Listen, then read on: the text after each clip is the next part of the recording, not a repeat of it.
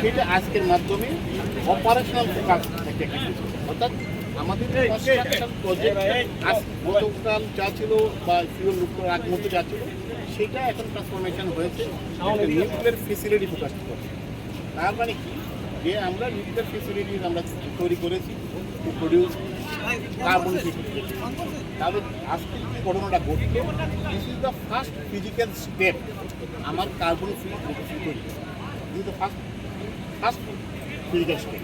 Definitely আমাকে বিদ্যুৎ উৎপাদনের জন্য এবং আমাদের জনগণকে সেই বিদ্যুতের সুবিধা দিতে গেলে আরও মাঝে দিয়ে একটা স্টেপ আছে।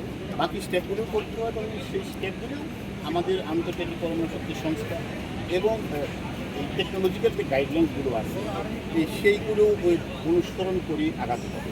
কারণ প্রতিটা ধাপে সেফটি ফার্স্ট প্রায়োরিটি। কারণ যখনই আমি বলছি ট্রান্সফরমেশন, তখন আমাকে সেফটি, নিউক্লিয়ার সেফটি, এটার সাথে অ্যাডেড হচ্ছে নিউক্লিয়ার সিকিউরিটি।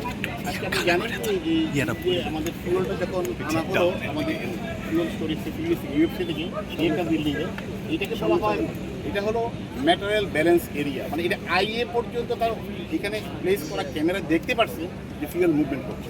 তার মানে আজকের দিনে এই ফেসিলিটির মূল কনসার্ন হচ্ছে industrial safety, nuclear safety, radiological safety, nuclear security, nuclear safeguard এবং নিউক্লিয়ার ইমার্জেন্সি।